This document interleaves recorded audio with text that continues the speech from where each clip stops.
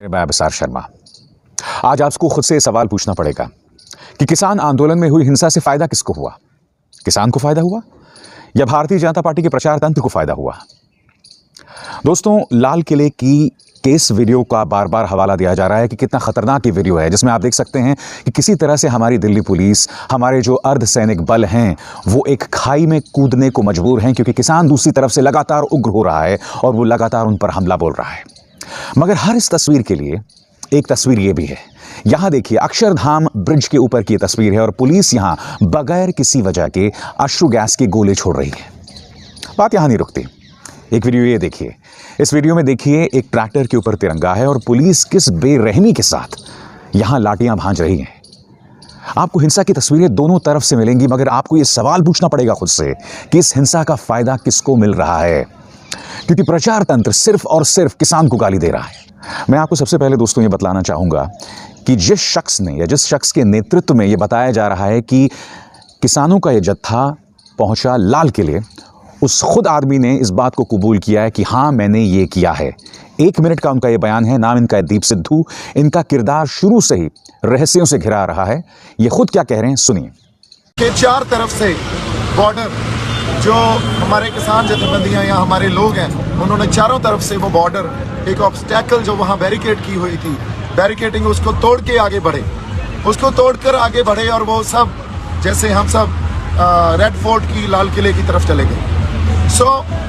जब red fort की तरफ गए तो एक सिंबॉलिकली अपना रोष, अपना प्रोटेस्ट, अपना विरोध दर्ज करवाने के लिए जो नए कृषि कानून बने हैं, उसको दर्ज करवाने के लिए हमने वहाँ निशान साहब भी लगाया, हमने किसान झंडा भी हमारा लगाया, किसान मजदूर एकता का नारा भी बुलंद किया। इसलिए किया और पीछे उसके तिरंगा लगा हुआ है। जिस पोस्ट पे हमने झंडे लगाए, उस पोस्ट के ऊपर कोई झंडा नहीं था। और बात यहां नहीं रुकती है। जब लोगों ने निशान साहब फहराया था तो इस बात का विरोध कई किसान बुजुर्ग कर रहे थे, और अब मैं आपको एक वीडियो दिखाना चाहता हूं जो इस बात की तस्दीक कर रहा है कि कुछ लोग उस बात से खुश नहीं थे। देखिए ये वीडियो।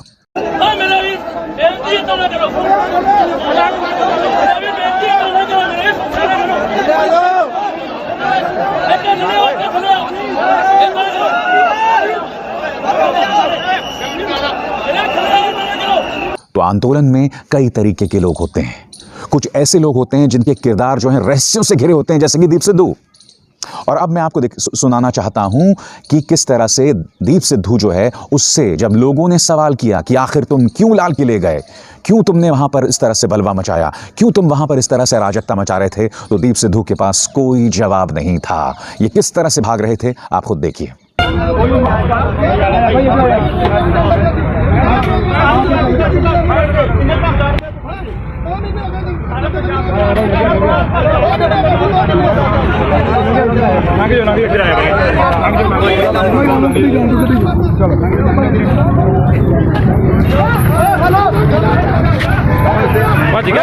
और बात यहीं नहीं रुकती है। अब मैं आपको सुनाने वाला हूं गुरनाम सिंह चढ़ूनी, जो कि किसान नेता हैं। वो खुद कह रहे हैं कि दीप सिद्धू जो हैं वो भारतीय जनता पार्टी से जुड़े हुए हैं और वो लगातार किसान आंदोलन को बदनाम करने का प्रयास कर रहे हैं। क्या कह रहे हैं गुरनाम सिंह चढ़ूनी, आप खुद सुनिए। साथियों, आज की जो घटना हुई है लाल किले पे, वो उसको एक तरह से धार्मिक रंग देना जो है वो निंदनीय है। और हमारा जो आंदोलन है वो केवल किसानों का है, जन आंदोलन है, ये धार्मिक आंदोलन बिल्कुल नहीं है। और दीप सिद्धू ने जो किया है, हम उसकी कड़े शब्दों में निंदा करते हैं और हमें लगता है वो सरकार का दलाल है। बहुत दिन पहले से गड़बड़ कर रहा है। हर बार जो किसान नेता है उनके विरुद्ध बोलता है, भड़काता है उनके खिलाफ। हर बार का यही काम है और आज जो उसने किया वो अति निंदनीय है। हमारा लाल किले पे जाने का कोई प्रोग्राम नहीं था, वो बागी होके गया है और लोगों को भी उसके जो बहकावे में इस बात पे आगे कि हम रिंग रोड पे जाएंगे, लोगों को भी ये मालूम नहीं था कि लाल किले पे जाएगा। तो हम उसकी कड़े शब्दों में निंदा करते हैं और ये आंदोलन जो है इसको बिल्कुल किसानों का आंदोलन है और किसानों का ही रहेगा। दीप सिद्धू, मैं ये तो नहीं कह रहा हूं कि ये भारतीय जनता पार्टी के कहने पर यहां आया और उसने किसान आंदोलन को बदनाम करने का प्रयास किया, मगर मैं अब आपको कुछ तस्वीरें दिखाना चाहता हूं। यहां देखिए, ये प्रधानमंत्री नरेंद्र मोदी और सनी देओल के साथ है। यहां पर ये अमित शाह के साथ है, गृह मंत्री अमित शाह के साथ, जब वो बीजेपी अध्यक्ष हुआ करते थे। यानी कि ये शख्स जब सनी देओल चुनाव लड़ रहे थे तो बाकायदा सनी देओल के प्रचार में हर जगह उतरा था। आज मैं आपसे एक सवाल पूछना चाहता हूं दोस्तों। कल्पना कीजिए कि अगर दीप सिद्धू राहुल गांधी के साथ कहीं दिखा होता या उसके साथ फोटो खिंचवाई होती, तो क्या आप अंदाजा लगा सकते हैं कि भारतीय जनता पार्टी के प्रचार तंत्र या बीजेपी के प्रचार तंत्र ने किस कदर बवाल मचा दिया होता?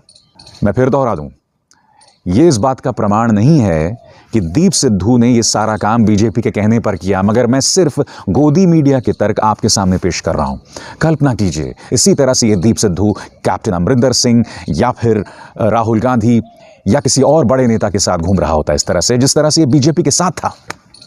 मैं आपसे सवाल पूछना चाहता हूं, क्या न्यूज़ चैनल्स ने जिन्होंने कल किसानों को पानी पी कर गाली दी, खुल के बदनाम किया, क्या उन्होंने ये मुद्दा उठाया कि ये दीप सिद्धू आखिर इसका और बीजेपी का क्या लिंक है? नहीं उठाया।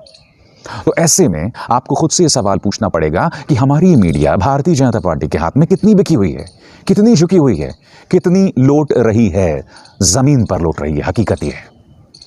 और ये 3 या 4 तस्वीरें देखिए दोस्तों, ये ऑप इंडिया है। इसने ये तक कह दिया कि वहाँ खालिस्तानी झंडा जो है वो फहराया गया, जबकि निशान साहब वहाँ फहराया गया था।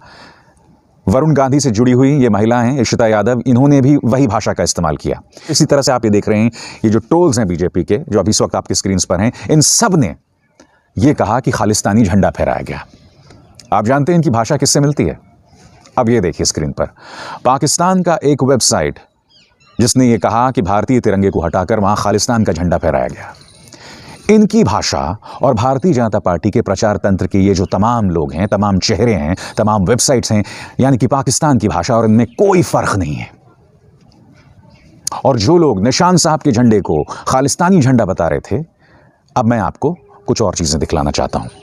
अब मैं आपको एक वीडियो दिखाता हूं कल 26 जनवरी की जो परेड हुई है राजपथ पर।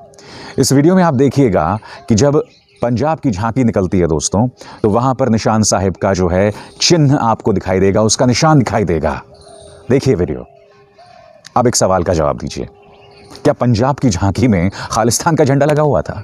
और वहां पर प्रधानमंत्री नरेंद्र मोदी भी मौजूद थे, तमाम मंत्री भी मौजूद थे, वहां पर अपने राष्ट्रपति भी मौजूद थे।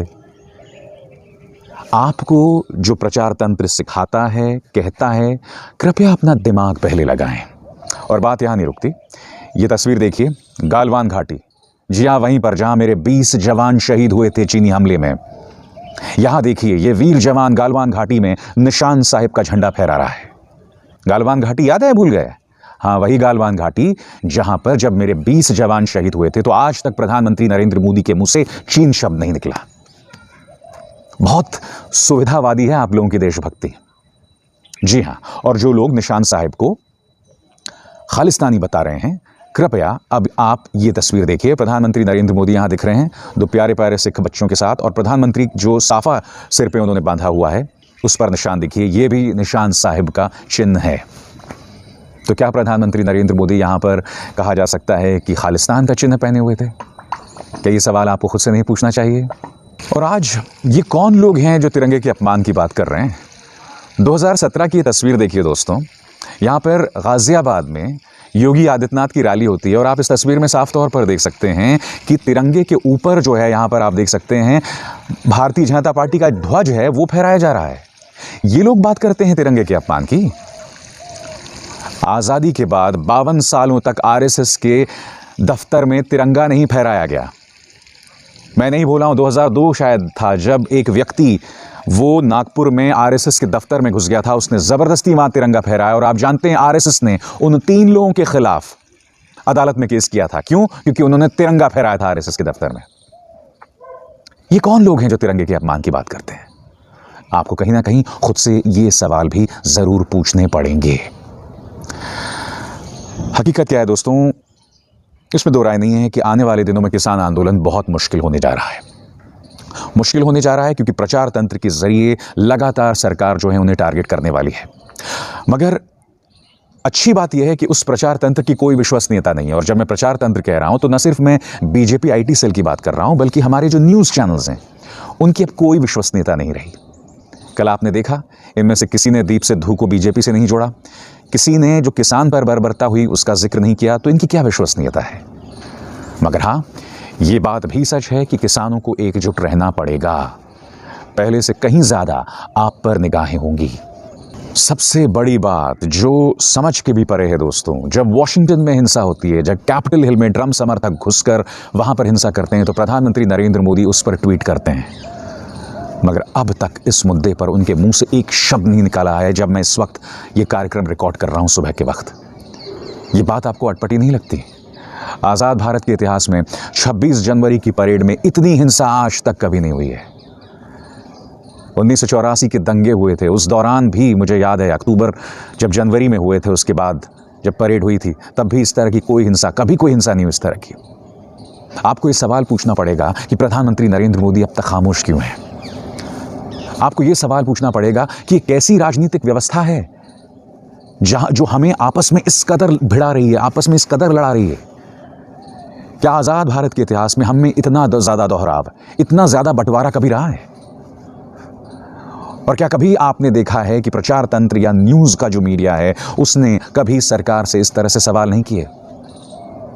ये तमाम सवाल आपको खुद से ज़रूर पूछने होंगे अगर आप चाहते हैं कि बतौर गणतंत्र, बतौर लोकतंत्र हमारा देश बचा रहे।